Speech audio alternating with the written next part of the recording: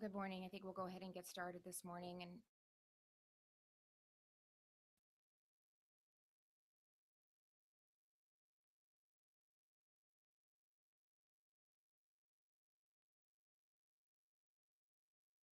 go out to not only the individuals that were killed in the shooting, but certainly to the school staff and to the community and to the families. And we just continue to keep them in our thoughts.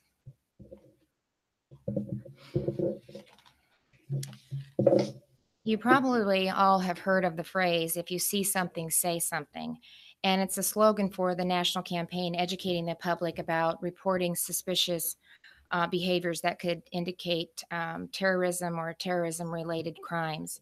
Today, we are announcing a new partnership with many stakeholders. It'll start this month and it will run till the end of the year. The Iowa Department of Homeland Security, Emergency and Management, and the Department of Public Safety are working with the U.S. Homeland Security and will be assisted by the private sector and local law enforcement partners to further raise awareness about the role that the public plays in observing and reporting suspicious activity and behavior. In light of last week's shooting, we're asking parents and students, school faculty and staff, and members of the community to be especially vigilant for signs of potential violence. Notify school authorities, local law enforcement, or call 911 if it's an emergency. Law enforcement does a great job, but they just can't be everywhere at all times. And that's why all Iowans need to be on the lookout for suspicious behavior, whether it's related to a terrorist activities or other types of mass violence.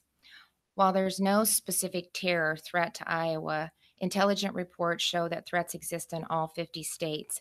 And that's why this campaign continues to be so important. There are things that we all can do to increase safety in our communities, state, and nation.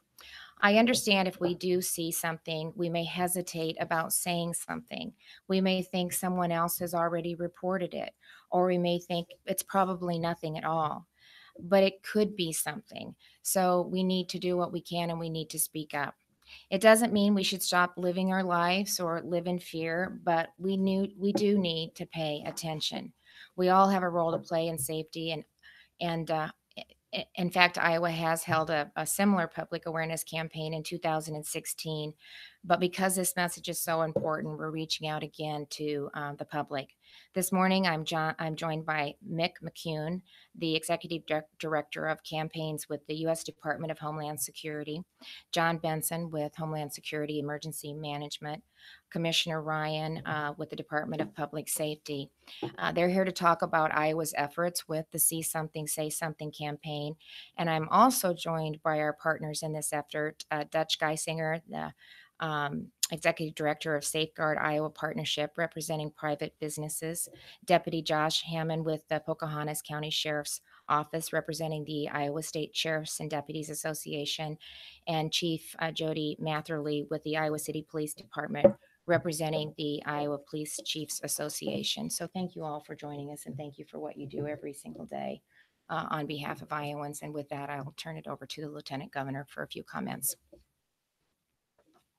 Thank you, Governor Reynolds. As the governor said, it's extremely important that Iowans know the role they play in keeping themselves, their families, and their communities safe.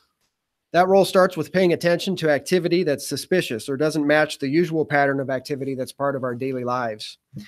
As you go about your day and see something out of the ordinary, something that shouldn't be there, or someone's behavior that just doesn't seem right, contact your local law enforcement agency or call 911.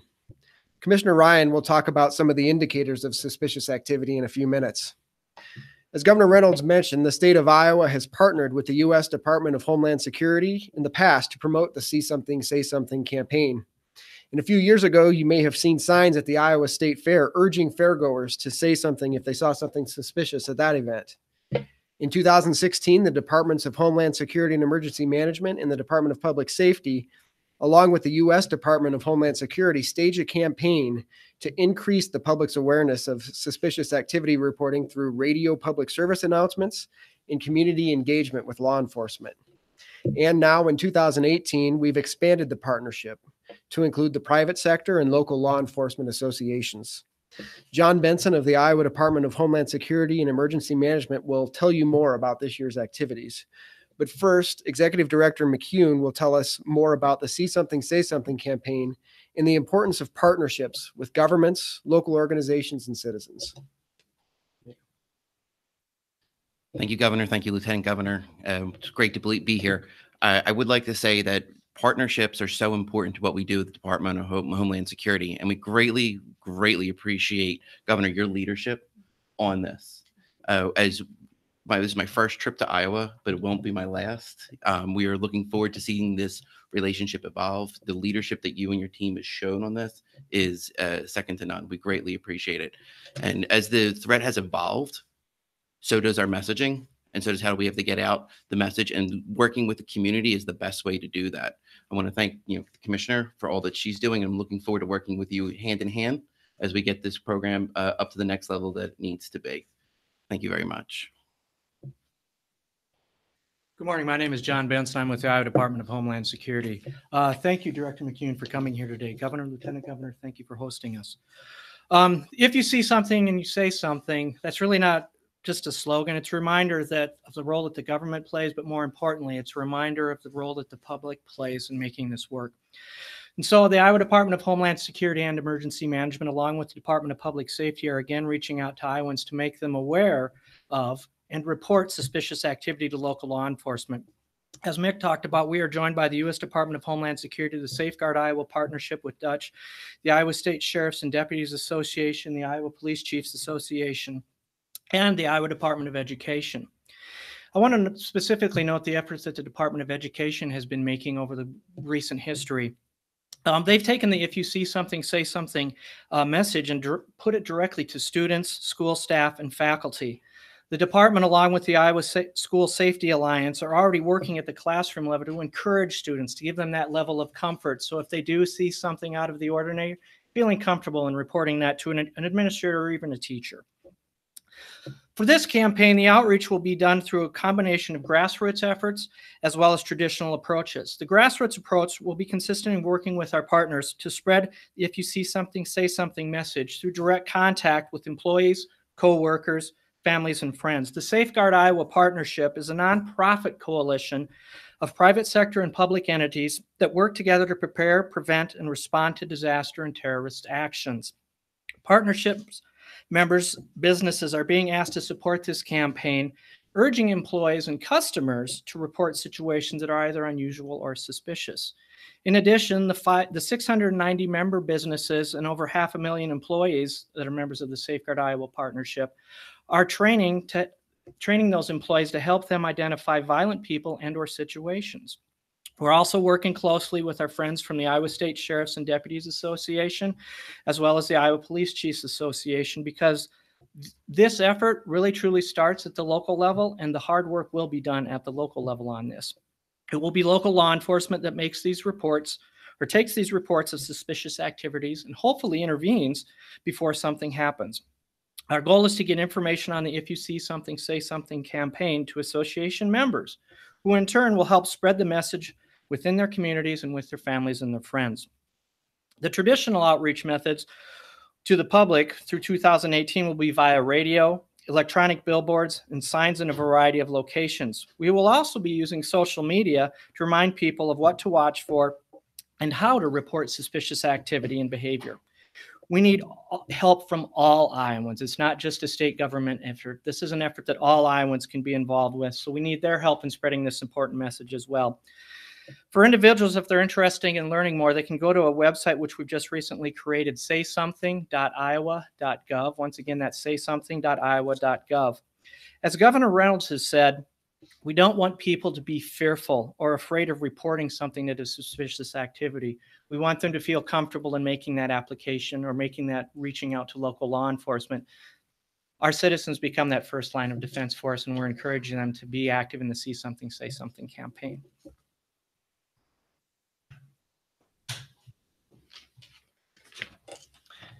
Thank you, Governor and Lieutenant Governor, for allowing us the opportunity to be able to highlight the need for See Something, Say Something initiatives in Iowa. And I'm happy to be here with our private sector partners and our local law enforcement and our federal law enforcement partners. Last week's shooting in Parkland, Florida was certainly a sad reminder that reporting suspicious activity to local law enforcement is a key factor in trying to protect all of our children and our communities. Local law enforcement agencies are essential when it comes to public safety. They know their communities and they have contacts with state and federal officials so that they can seek assistance to be able to address whatever issue it is that is identified at the local level. Our message to all Iowans is that law enforcement can only take action when they know about a problem. So we want to hear about those suspicious behaviors that people notice within their communities. We've said it before, suspicious activity refers to suspicious behavior that's out of the ordinary, something that suggests that there may be something criminal occurring or that someone is planning to commit a crime.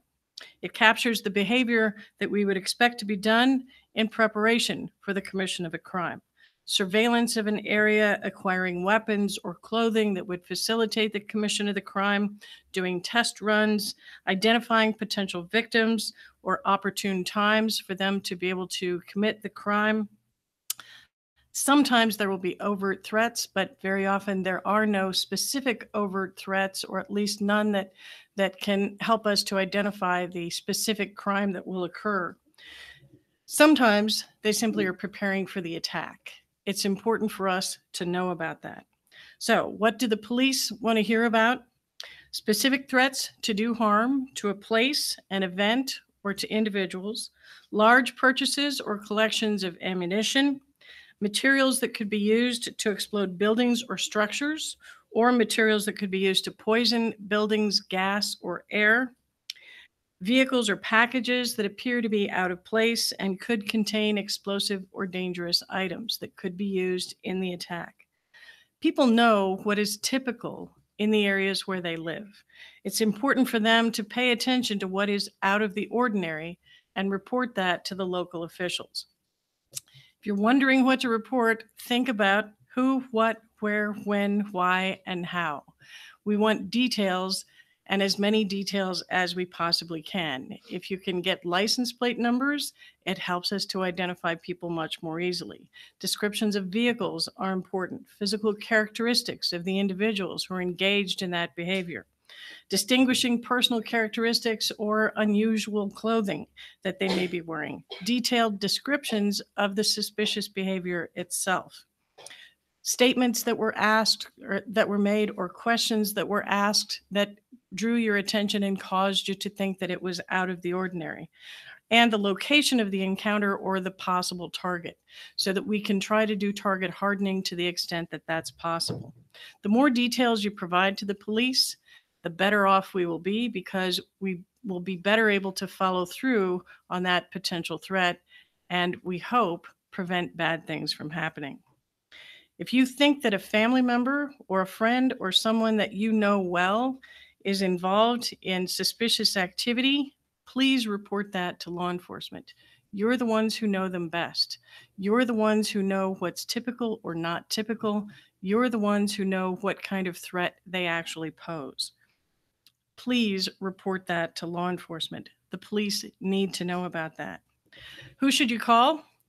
Well, you can call 911. That's going to get you to local law enforcement. Every local law enforcement agency also has a non-emergency number. You can certainly call that number and report it to them as well. We cannot emphasize enough, the local law enforcement community knows their own community the best. They are the most likely to follow through. They may have heard reports from other people, and we can match that up much better. It happens more often at the local level than it does at the state or federal level. And those local agencies have good connections to the state and federal officials. If they need other expertise or other assistance, the state and federal officials can certainly help with that. After any terrible event, we often learn that the early warning signs were there. They just were not shared with the appropriate people at the appropriate time. The See Something, Say Something initiative is our effort to make sure that anyone who sees something out of the ordinary will call local law enforcement so that we can take action immediately. Thank you.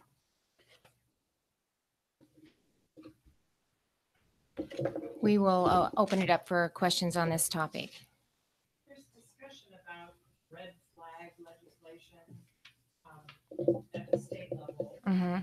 states that would let law enforcement intervene Mm-hmm. in situations that should be heard about. Right. Something you think Right. that legislators in Iowa should Well, first of all, I just don't think that there's one solution. And so as we take a look at making sure that we're doing everything we can to keep people safe, there's a host of we have to look at it in a holistic manner. And so that means taking a look at see something, say something. That means being familiar with our surroundings. That means making sure that we're addressing mental health concerns.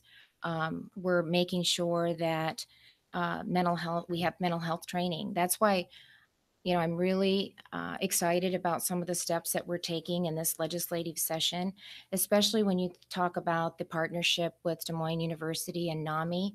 This is a great example of getting primary doctors the training that they need to identify the early warning signs.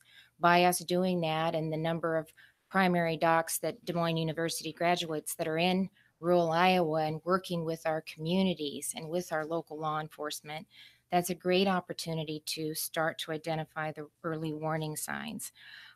Making sure that we have a mental health system in place so that we're able to, again, not only identify, but we have access centers and we have a system that can, again, identify, stabilize, get them back with their families and in their homes.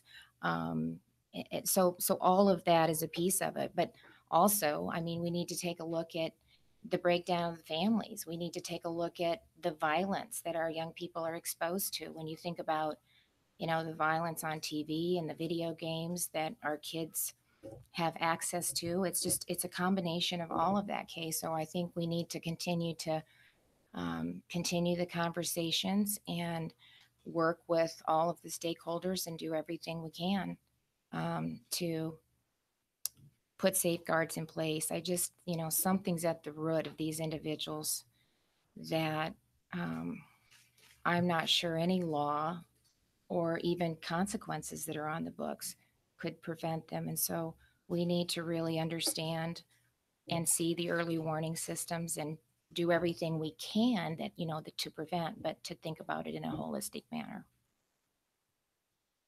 What do you tell obviously a lot of parents, grandparents are going to be worried about their children going off to school after something that happened last week? I guess, I'm sure a lot of people are going to be asking you when you go around the state, what are you doing? Do you feel like you're doing everything that you can as governor to address this issue?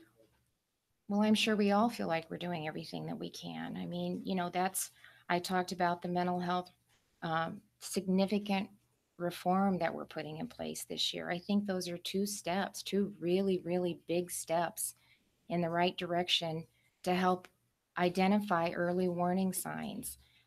There was a multi-system failure in Florida. So, we need to be vigilant. We need to, as a family, we need to make sure that our young people understand that you need to respect other people. This young man, it sounded like, felt like he was in isolation and alone, and to understand those warning signals as well. Our schools, the majority of our schools, I think, have they're putting training in place for active shooters. My daughter's a teacher, and so I talked to her this weekend, and they actually have participated in active shooter training. It's called Alice. And I asked her if she felt that it helped, and she said she felt that it helped the students and the educators at least better understand what to do in the case of something, gosh forbid, but in the case of something like that happening. And so things like that we can continue to work with our schools and make sure that they have access to some of the training that's available. The Iowa School Safety Alliance that was put together after the Sandy Hook incidents. So we just need to continue to look for opportunities to bring awareness, do what we can to make sure we're providing a safety net and helping protect Iowans. This is several different things that we're trying to do better here in Iowa, including mental health. This initiative, to see something, say something. I know a lot of people would say that the issues of gun control also need to be on that list. I mean, is that something Iowa needs to be addressing right now? Well, I think, we are lucky we have reasonable and responsible gun laws on the books. For instance, the gun permit, I felt very strongly that we should keep that in place. I think that was a reasonable thing to maintain. And so it's always a part of it, but we do have reasonable, responsible gun laws on the books. But it's not just that. We have to continue to look at it in a holistic manner. And we need to look at all of the things that I just listed. And we need to continue to have conversations with mental health professionals, families, law enforcement at state, local, and federal level. I can't emphasize again what the commissioner said. Our local law enforcement know the communities. We know them. So we should feel very comfortable in saying something and letting them know some signs that we see. And they can work with us. And if it's nothing great, but if it is something, then that's a great resource for us to maybe take the steps that we need to take. I just want to follow up on what she asked. Some people would say Iowa's gun laws aren't reasonable and that further restrictions. You said that you would not be in support of additional restrictions on Iowa gun owners. Well, I'm not gonna speculate on that, Bill, because I think that can be part of, I am a proud Second Amendment supporter. It's a part of our Constitution. But I think that, there's things that the federal government has a role to play in this. They need to look at what they can do, strengthening background checks. A big piece of this discussion lies with them. And so they need to take the responsibility to do some things. As a state, we'll continue to take a look and review, but we need to take a look at everything. We can't take a look at one thing in isolation. We have to look at everything because it includes everything. One proposal that is working its way through the legislature is to allow people who have a permit to be able to have their weapon with them when they pick up or drop off at school, either children or spouses or whomever. Is that a change that you think is needed here in Iowa? Well, so what I think is great about the process is this is an opportunity, in light of some of the things that have happened, to take a piece of legislation like that, to have a committee, a subcommittee, a committee hearing, to bring all interested parties together and to talk about the pros and cons and why it may work and why it may not work. But that's part of the process. And I'm sure you'll see more people engaged in that conversation. But, I think we need to let the process do its place. And so from that perspective, that means anything that comes up, I'm not, we'll see where it ends up. Ultimately, you'll have the final say. Well, but I've said to you about 101 times, it just doesn't do me any good to speculate on bills until I see there's all kinds of criteria that could be involved in that, different nuances. So I'll wait and see what it looks like in its final form and continue to encourage all stakeholders to come together as we have a conversation about protecting. Another proposal is to arm teachers and school personnel. Is that a concept you would like to pursue? I'm willing to have a conversation about all of those. But